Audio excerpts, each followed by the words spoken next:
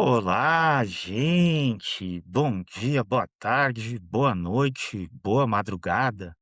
Sei lá quando estiverem acordados, acordadas para ouvirem isso, caso forem ouvir, né? Para toda a audiência ou nenhuma audiência, estamos aqui hoje em mais um episódio do A Palo Seco, que é esta nova série de podcast, o qual vou estar falando com a minha voz. E eu mesmo, Sérgio Boton Barcelos, aqui que vos fala, para a gente poder conversar sobre temas variados, sobre alguma coisa que eu escrevi que eu quero comentar, falar com vocês, e a gente conversar também, divulgar um pouco do que a gente vem produzindo no FPB, também pelos comentários, escutar de vocês, aceito sugestões de temas, reflexões, enfim. Começando essa série em homenagem ao Belchior, que é um artista que marca muito a minha vida com suas músicas, sua reflexão, sua proposta, pelo seu gênio indomável, digamos assim. Ainda mais eu que não sou muito estão me chamando aqui no WhatsApp. Vou desligar o WhatsApp para gravar esse episódio. Vamos lá. Desliguei o WhatsApp. Não tem por que as pessoas ficarem me chamando agora, né. Elas podem esperar, não tem nenhuma revolução, não é o fim do mundo, estamos apenas aqui querendo conversar, né, e iniciar essa série a palo seco.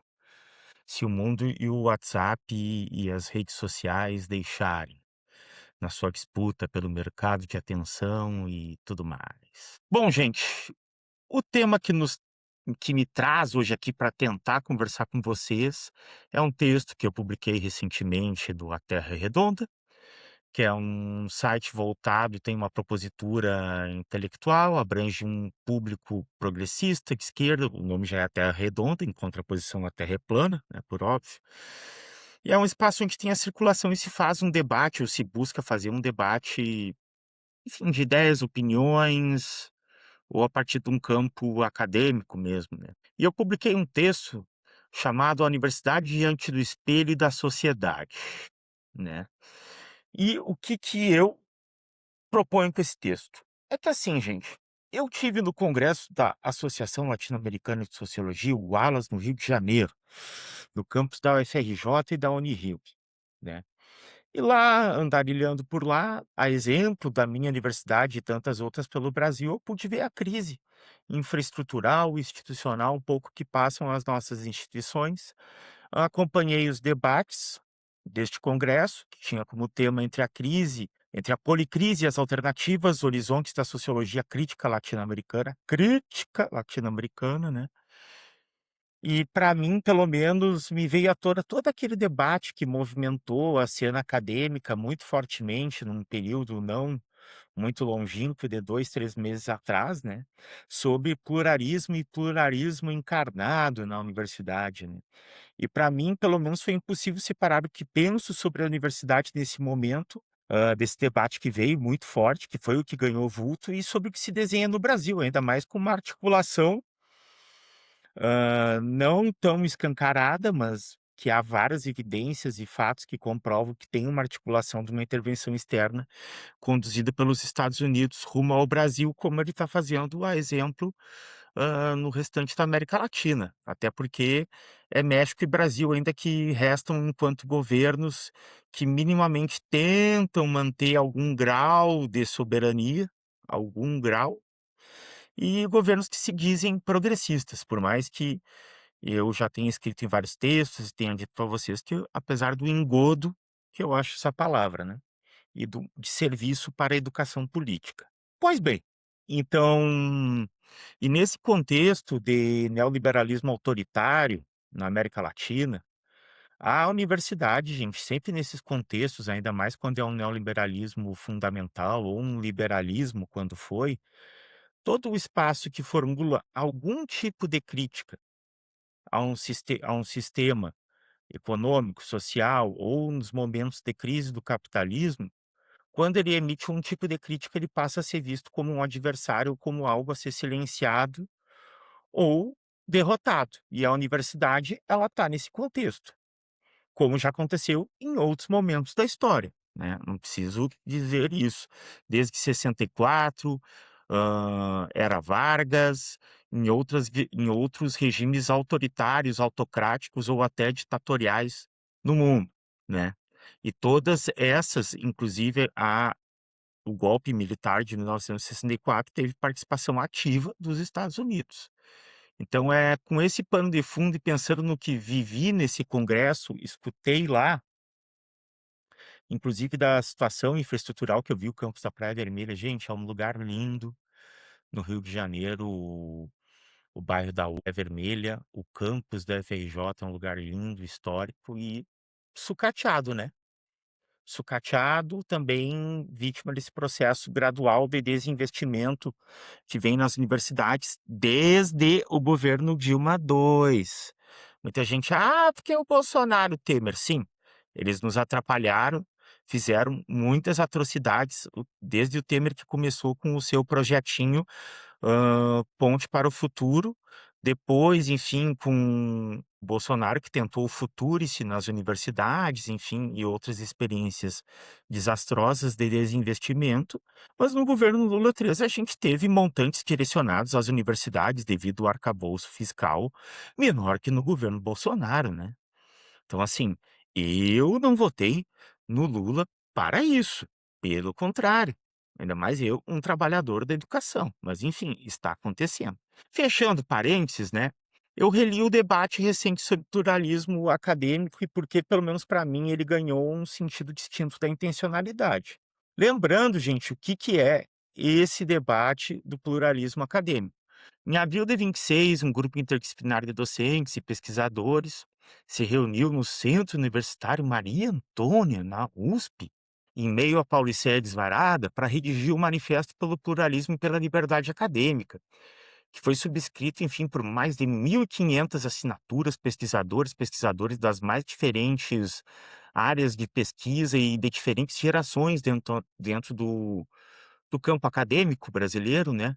Oriundos de 26 estados e do Distrito Federal, então é representativo, né, e vinculado quase a 200 instituições de ensino superior. O documento partiu do que eu entendi de uma hipótese, diferente do que eles dizem ter, que é um diagnóstico, mas é uma hipótese, de que as universidades públicas viveriam hoje um ambiente de conformidade ideológica, de autocensura e de intolerância ao dissenso, e propõe como caminho da reconstrução e temos que dizer por um viés liberal, né, a partir de 3 pilares: neutralidade institucional, liberdade acadêmica e o pluralismo. Para mim, neutralidade, gente, é um engodo tão grande quanto progressismo e centrão. Centrão é outra palavra que é um engodo e também não colabora, a meu ver, em nada para a nossa educação política. Bom, o manifesto, depois que ele ganhou vulto, devido a essa representatividade toda, ele não ficou sozinho, teve reações. E teve um texto que particularmente eu gostei muito, dentre os que eu li, foi o do texto do Roberto Lerrer, A Desqualificação das Universidades Públicas, também publicado no A Terra Redonda, que entende que a análise do texto não apenas retira o foco dos citados problemas, que eu também acho que afetam e ameaçam as universidades, como evidencia uma agenda que ganha magnitude, sobretudo a partir das think tank americanas, que são vinculadas hoje à extrema-direita e aos republicanos, na sua forma como estão nos Estados Unidos.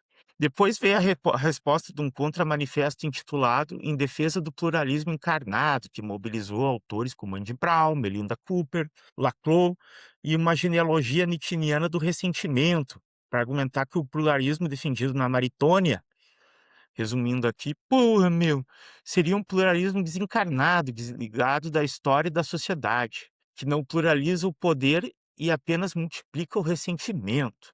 Em alternativa a isso, propõe em seu lugar um pluralismo encarnado na história, na sociedade e na ética da igualdade democrática. Bom, quem acompanhou essa discussão sobre pluralismo tende a reconhecer de imediato uma cena, que, enfim, tem uma disputa aí por semântica acadêmica, espaço acadêmico, político, né, uma vez que ela tende a reproduzir quase ponto por ponto uma geometria de relações de poder, ou um desbalanceamento e não geometria, né, não de teor.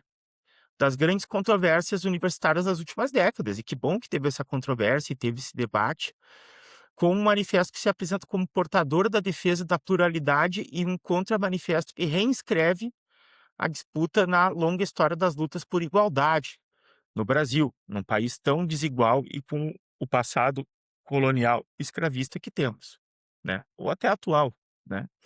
Então, a meu ver, cada uma das suas posições trouxe um debate acadêmico que repercutiu como há muito a gente não via no espaço acadêmico, isso é verdade. E total mérito deles, parabéns e é legítimo, né? E que inclusive gerou debates e gerou muitos outros textos e reflexões, o que é esperado desse debate, e que bom, e acho muito legal que isso tenha acontecido, né?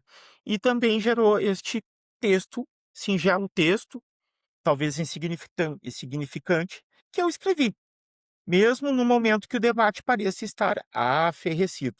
Então, mas também eu acho que também pode ser instigante o debate, aí vem talvez a minha tentativa de contribuição, propor além da pergunta dos 2 lados, se a gente está debatendo afinal universidade, para que ela existe, para quê e para quem, né? Eu considero decisiva além de dizer sobre quem tem razão e quem tem legitimidade sobre as disputas do espaço acadêmico e sobre o que é produzir conhecimento hoje, né. Então a minha pergunta é primeiro, então se a gente produz tanto conhecimento, a gente sempre publicou tanto artigo, participou de tantos congressos, e que a gente se avalia toda hora de uma forma tão intensa com o nosso alter ego aí, CAPES, e sua própria produtividade em revista, comitê, por que que a gente precisa tanto justificar hoje a existência da universidade diante a sociedade que a sustenta? Lembrando que mesmo com a reforma tributária hoje, quem mantém e sustenta e contribui em grande parte com impostos do Brasil são as classes C e D, que muitas vezes são relegadas ou esquecidas pelos meus nobres pares, né, são eles que mantêm, pagam o nosso salário, pagam a existência da universidade, sobretudo as classes C e D, que muitas vezes encontram muitas dificuldades ainda assim, mesmo com reúne, cotas e tudo, de estar dentro da universidade, mas já estão muito mais do que antes, né. Então, a gente também cabe lembrar nisso que além disso, a gente está num momento que a gente está já há algum tempo, talvez desde 2015 e mais fortemente, recentemente com Escola Sem Partido, ideologia de gênero ou universidade como lugar de balbúrdia, de surubas, que enfim, eu não consigo ver, e se tem, não estão me convidando. Diria que acho que, claro que dentro da universidade não é um lugar para isso, mas fico de cara que não me convidam para essas coisas e não está acontecendo.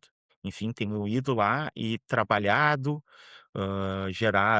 tendo gerado problemas de saúde mental e não estão me convidando para essas coisas, para essas brincadeiras gostosas, sacanagem. Não, gente, estou brincando. Enfim, são difamações, falácias que estão produzindo aí, enfim, sobre a universidade, né, e sobre o sistema de educação brasileiro, que é a turma do homeschooling aí, né, os espertinhos. E é nisso que talvez resida uma problemática social e sociológica, pois é no mínimo curioso que o debate que mobilizou nesse momento parte da comunidade acadêmica sobre a própria oportunidade e suas disputas internas, que são legítimas, não discutam também os riscos objetivos que passam a própria universidade e a nossa própria sociedade que mantém, né. Todo mundo sabe o que que é viver sob uma intervenção externa, mesmo que seja branda, num país, né. Eu acho, gente, assim, que cada geração herda uma universidade em crise, primeira coisa. Já estamos aqui em 14 minutos de gravação, pretendo fechar isso, vou tentar em 25, até para não ficar chato para, quem se arriscar a ouvir este palo seco, né. Mas cada geração herda uma universidade em crise, ou seja, o que que eu quero dizer nesse texto que eu os convido para ler, eu vou colocar o link na descrição do texto.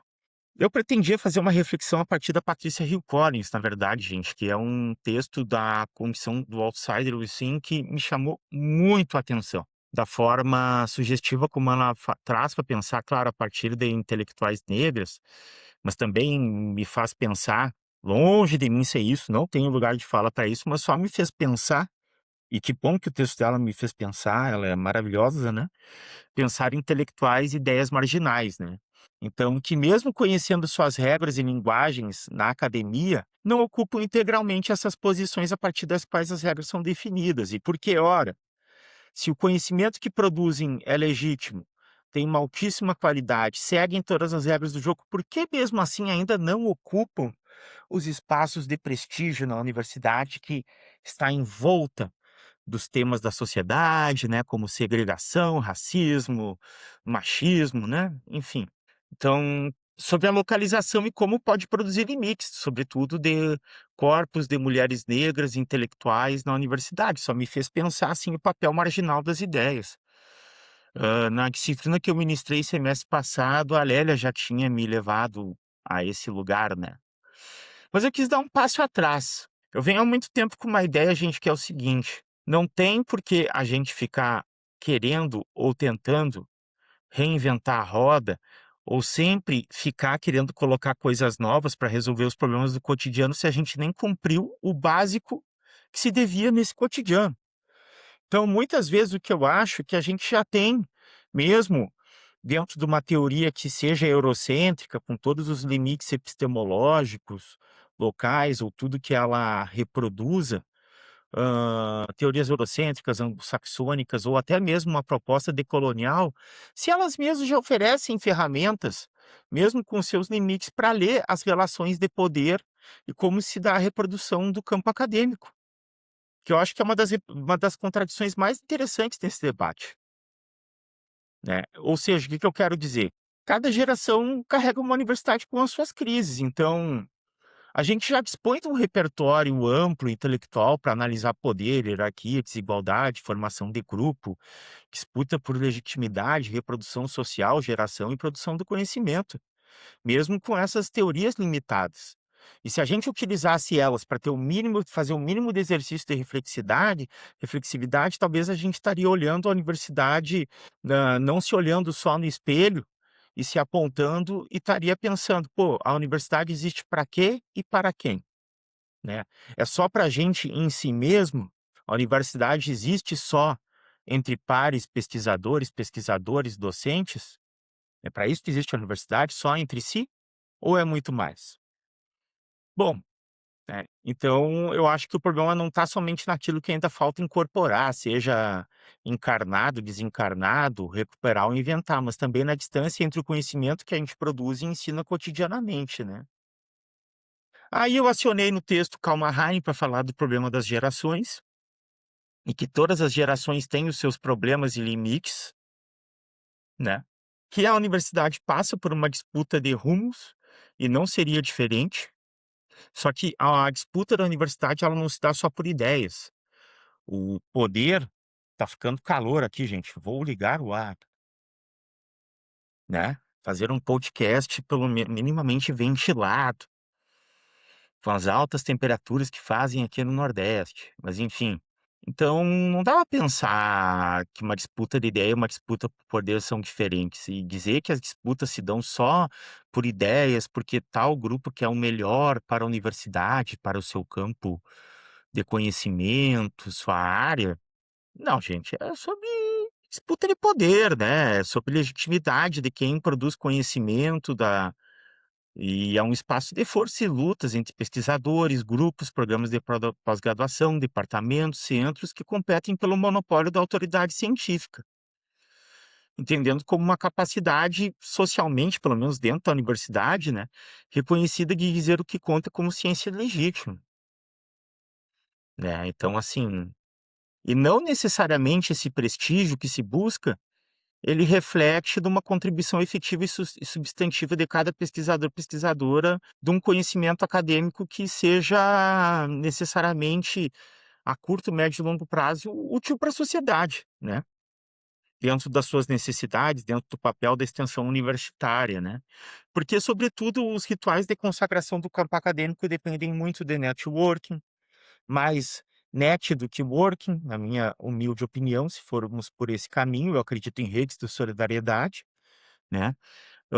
Esses mecanismos de consagração repetidos cotidianamente, às vezes a exaustão e até ao ad nauseam, que as pessoas vão em reuniões e ficam se autoelogiando e os seus amigos ficam se elogiando entre si e vira uma grande, hã, enfim, é uma coisa que fica lambuzada, né, que enfim, que as pessoas figurativamente ficam se lambendo, né.